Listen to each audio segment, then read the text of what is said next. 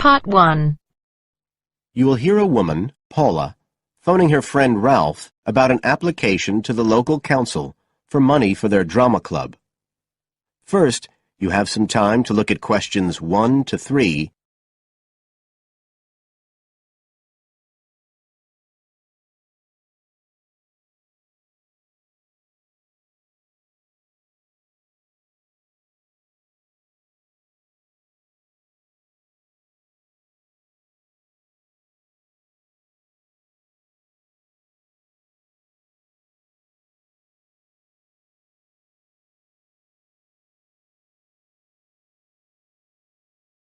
Listen carefully and answer questions 1 to 3.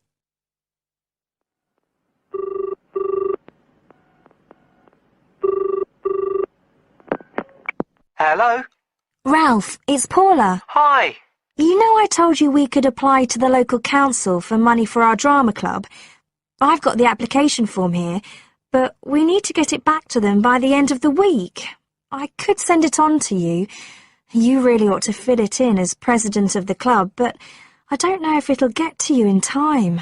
Well, you're the secretary, so I expect it's okay if you fill it in.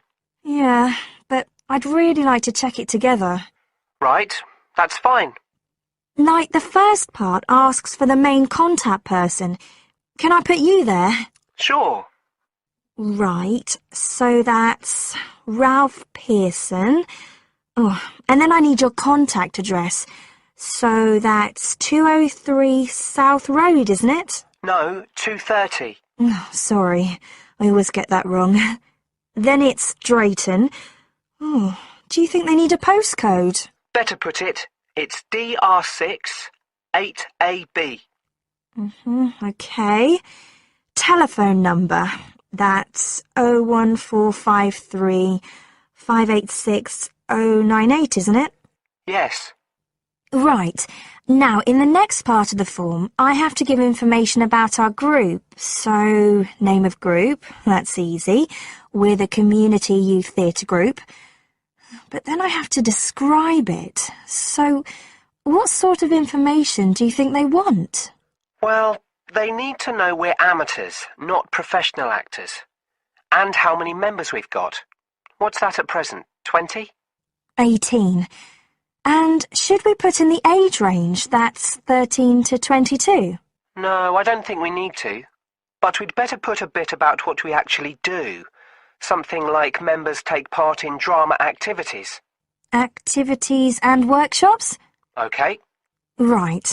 That's all for that section, I think. You now have some time to look at questions 4 to 10.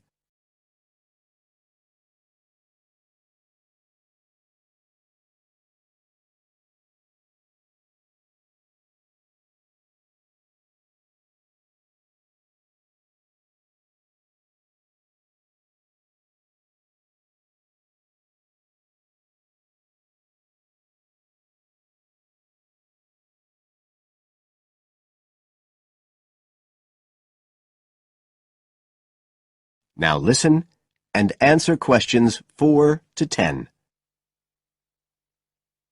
Now, the next bit is about the project itself, what we're applying for funding for.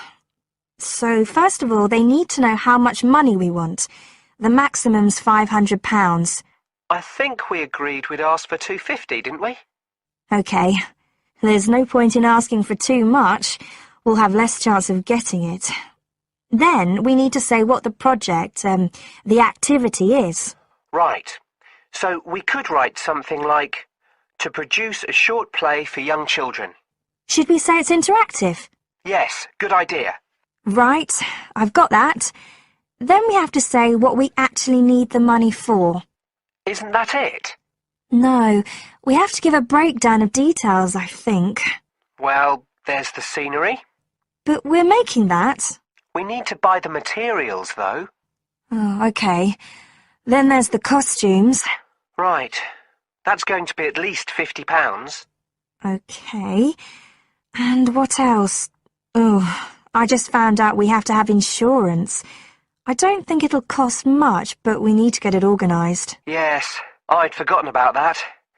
and we could be breaking the law if we don't have it. Good thing we've already got curtains in the hall.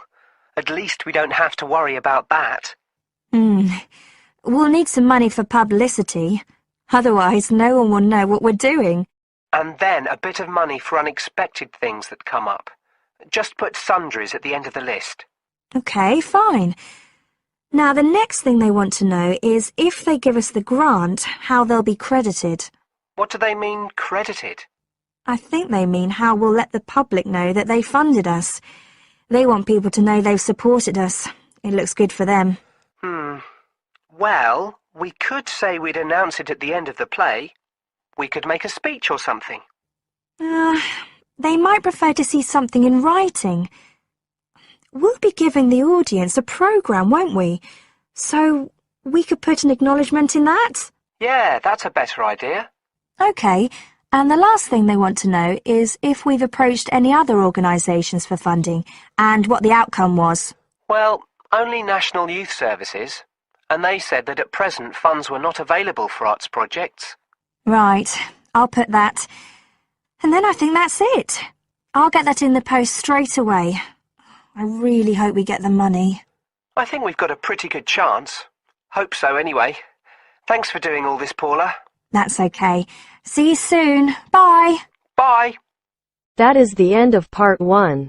You now have half a minute to check your answers.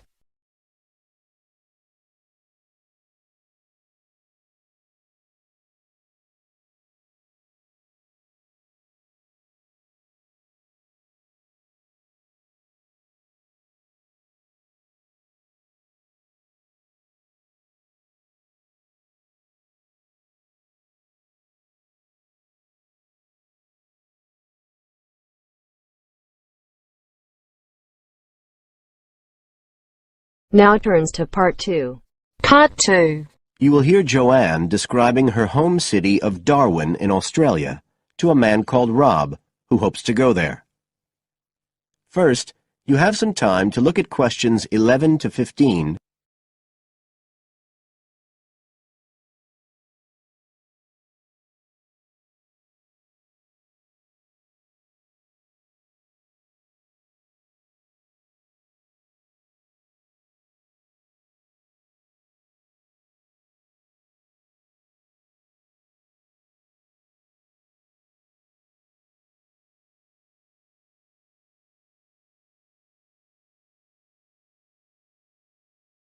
Now listen carefully and answer questions 11 to 15. Joanne? Hi, you must be Rob. Nice to meet you. So, I hear you're planning to visit Australia. Yeah, and I really wanted to talk to you because I was thinking of spending some time in Darwin, and my sister told me you're from there. That's right. So, tell me about it. Well, where shall I start? Well, Darwin's in what they call the top end, because it's right up at the northern end of Australia, and it's quite different from the rest of Australia in terms of cultural influences. In fact, it's nearer to Jakarta in Indonesia than it is to Sydney, so you get a very strong Asian influence there. That means we get lots of tourists. People from other parts of Australia are attracted by this sort of international cosmopolitan image. And as well as that, we've got the same laid-back atmosphere you get all over Australia, probably more so, if anything, because of the climate. But what a lot of the tourists don't realise until they get there is that the city's also got a very young population. The average age is just 29, and this makes the whole place very buzzy. Some people think that there might not be that much going on as far as art and music and dancing and so on are concerned because it's so remote. I mean, we don't really get things like theatre and opera in the same way as cities down in the south, like Sydney, for example, because of the transport expenses. But in fact, what happens is that we just do it ourselves.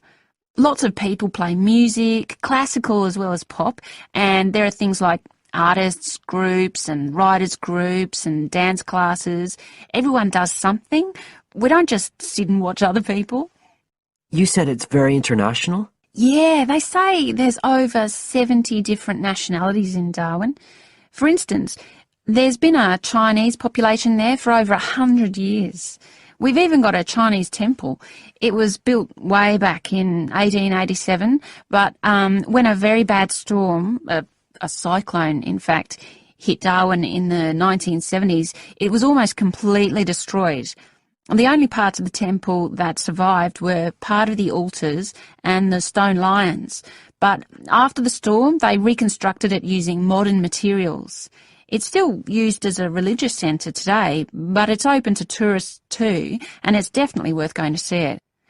Oh, and as far as getting around goes, you'll see places that advertise bicycles for hire, but I wouldn't recommend it. A lot of the year it's just so hot and humid. Some tourists think it'll be fine because there's not much in the way of hills and the traffic's quite light compared with some places, but believe me, you're better off with public transport. It's fine and not expensive. Or you can hire a car, but it's not really worth it. What's the swimming like? Well, there are some good beaches, but the trouble is that there's this nasty creature called the box jellyfish, and if it stings you, you're in bad trouble. So you have to be very careful most of the year, especially in the winter months. You can wear a lycra suit to cover your arms and legs, but I wouldn't like to risk it even so, personally. And there are the saltwater crocodiles too. I mean, I don't want to put you off. There are protected swimming areas netted off where you'll be safe from jellyfish and crocs, or there are the public swimming pools. They're fine, of course. You now have some time to look at questions 16 to 20.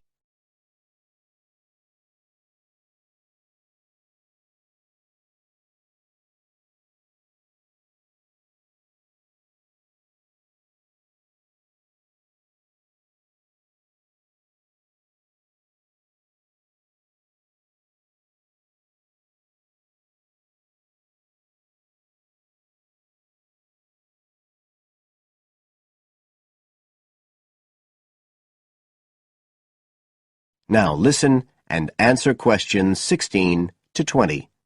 So which places would you specially recommend? Well, one of the most popular attractions is called Aquascene. What happens is every day at high tide, hundreds of fish come in from the sea, all different sorts, including some really big deep sea fish. And some of them will even take food from your hand. It's right in the middle of town at the end of the esplanade. It's not free. I think you have to pay about $5, but it's definitely something you have to experience. Then, of course, Darwin has a great range of food, being such a cosmopolitan place. And if you don't have lots to spend, the best place to go is to Smith Street Mall, where they have stalls selling stuff to eat. There's all sorts of different things, including Southeast Asian dishes, which I really like. You'd think there'd be plenty of fresh fish in Darwin, as it's on the coast, but in fact, because of the climate, it mostly gets frozen straight away. But you can get fresh fish in the restaurants on Cullen Bay Marina. It's a nice place to go for a special meal, and they have some good shops in that area too. What else? Well, there's the Botanic Garden. It's over 100 years old and there's lots to see. An orchid farm, rainforest, a collection of palm trees, a wetlands area. You can easily spend an afternoon there. That's at Fanny Bay, a couple of kilometres out to the north. Then, if you've got any energy left in the evening, the place to go is Mitchell Street. That's where it all happens as far as clubs and music and things are concerned. You'll bump into lots of my friends there. Talking of friends, why don't I give you some email addresses? I'm sure... That is the end of part 2. You now have half a minute to check your answers.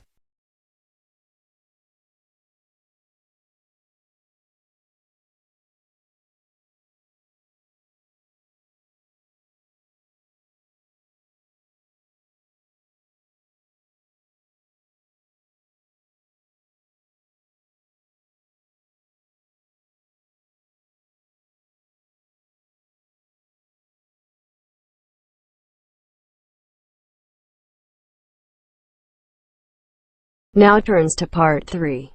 Part 3. You will hear two university students, Phil and Stella, talking to their tutor about their research project. First, you have some time to look at questions 21 to 27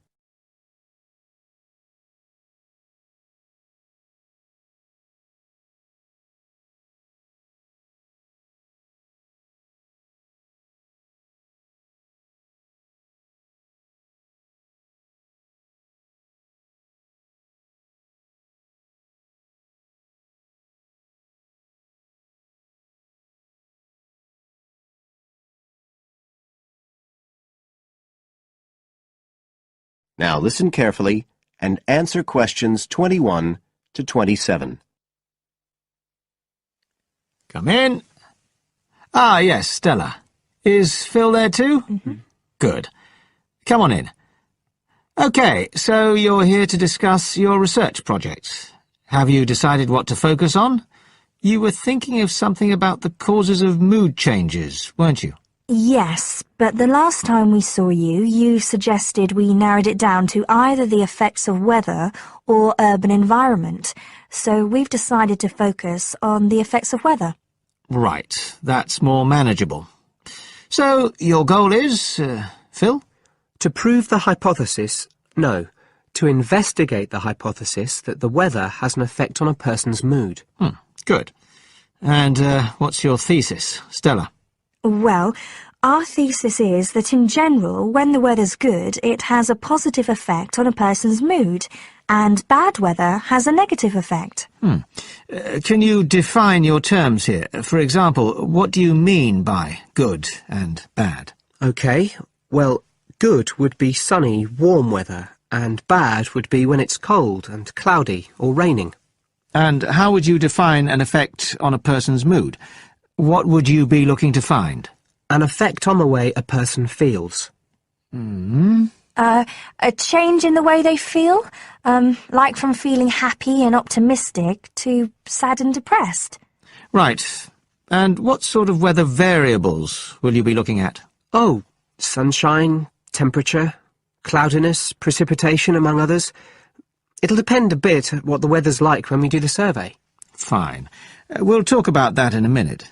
But first, what about background reading? I gave you some suggestions. Did you manage to read any of it? Yes, we read the Ross Vickers article, the one comparing the groups of American Marines training in summer and winter. That's quite relevant to our study. It was interesting because the Marines who were training in the cold winter conditions tried to cheer themselves up by thinking of warm places, but it didn't really work. Yes, they were trying to force themselves to have a positive mental outlook, but in fact it had the opposite effect, and they ended up in a very negative state of mind. And we found some more research by someone who wasn't on the reading list you gave us, George Whiteborn. He compared people living in 3 countries with very different climatic conditions. Actually, he looked at several things, not just the weather. But he found some people's reactions to bad weather were much worse than others, and it was linked to how stressed they were generally. The weather on its own didn't have such a significant effect on mood. And we looked at a paper by Haverton. Yeah, he broke weather up into about 15 or 16 categories and did qualitative and quantitative research. He found that humans respond to conditions in the weather with immediate responses, such as fear or amazement. But these responses can also be linked to associations from their earlier life, such as a particular happy or sad event. Did you have a look at Stanfield's work? Yes. It was interesting because the type of questions he asked was similar to what we were planning to use in our survey. Yes. He asked people how they were feeling on days with good and bad weather. He found the biggest factors seemed to be the humidity. Moods were most negative on days with a lot of rainfall. Long periods without sunshine had some effect, but nothing like as much. That could be quite a useful model for your project. Yes, we thought so too. Although we can't continue our survey for as long as he did. He did his over a 6-month period. You now have some time to look at questions 28 to 30.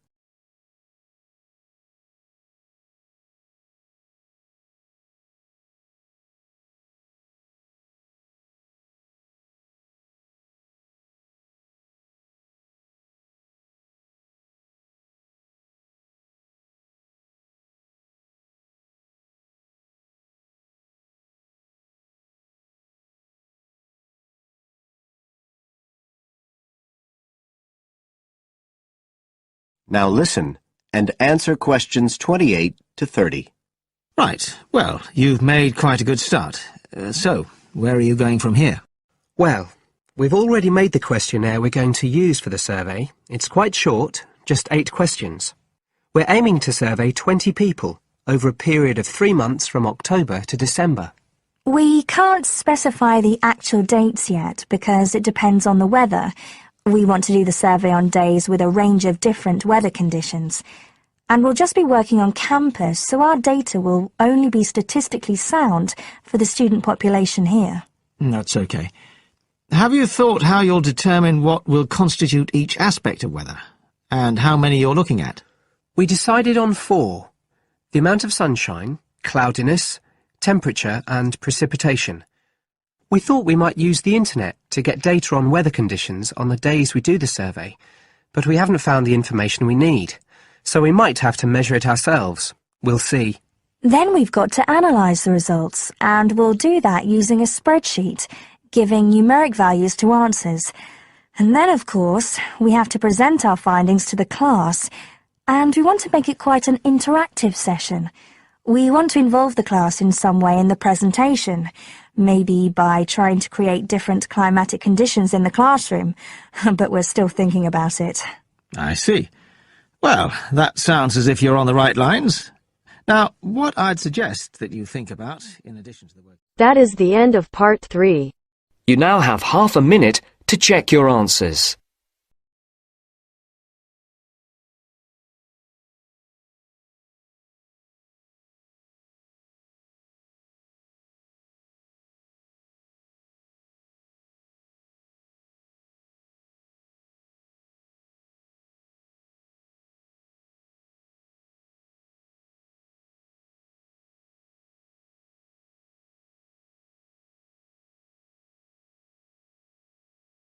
Now turns to part 4.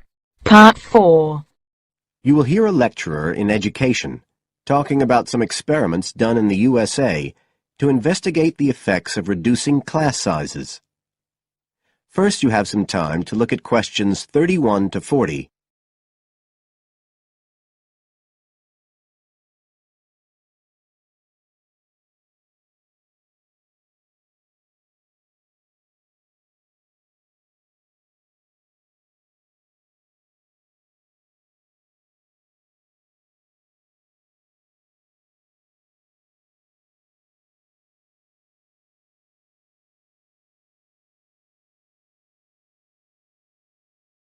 Now listen carefully and answer questions 31 to 40. All over the world, there are passionate arguments going on about how educational systems can be improved. And of all the ideas for improving education, few are as simple or attractive as reducing the number of pupils per teacher. It seems like common sense. But do these ideas have any theoretical basis? Today, I want to look at the situation in the USA and at some of the research that has been done here in America on the effects of reducing class sizes. In the last couple of decades or so, there has been considerable concern in the United States over educational standards here, following revelations that the country's secondary school students perform poorly relative to many Asian and European students. In addition, statistics have shown that students in the nation's lower-income schools in the urban areas have achievement levels far below those of middle-class and upper-middle-class schools. So would reducing class sizes solve these problems? Well, we have to remember that it does have one obvious drawback. It's expensive. It requires more teachers and possibly more classrooms, equipment, and so on. On the other hand, if smaller classes really do work, the eventual economic benefits could be huge. Better education would mean that workers did their jobs more efficiently, saving the country millions of dollars. It would also mean that people were better informed about their health, bringing savings in things like medical costs and days off sick. So what reliable information do we have about the effects of reducing class sizes? There's plenty of anecdotal evidence about the effect on students' behavior, but what reliable evidence do we have for this?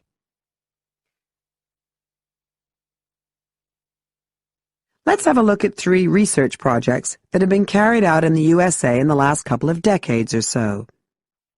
The first study I'm going to look at took place in the state of Tennessee in the late 1980s. It involved some 70 schools. In its first year, about 6,400 students were involved, and by the end of the study, 4 years later, the total number involved had grown to 12,000.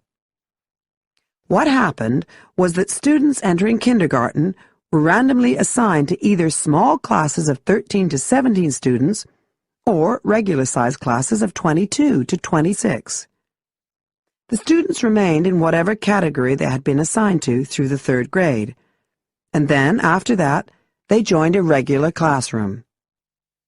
After the study ended in 1989, researchers conducted dozens of analyses of the data. Researchers agree that there was significant benefit for students in attending smaller classes, and it also appears that the beneficial effect was stronger for minority students. However, there's no agreement on the implications of this. We still don't know the answer to questions like how long students have to be in smaller classes to get a benefit, and how big that benefit is, for example. The second project was much larger and took place in California.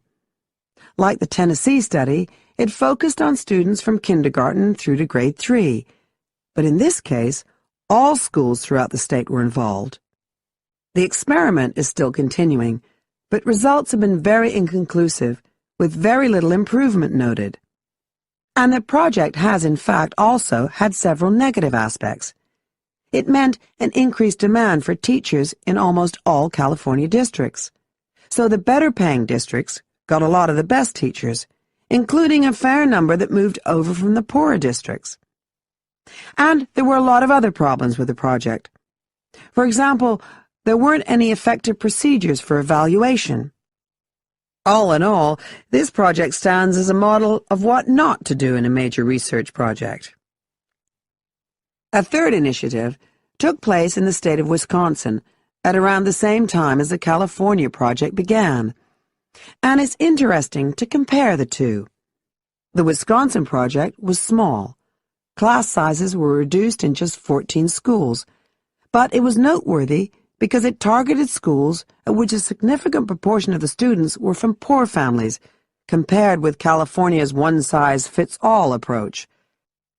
Analysts have found that the results are very similar to the Tennessee project, with students making gains that are statistically significant, and that are considerably larger than those calculated for the California initiative.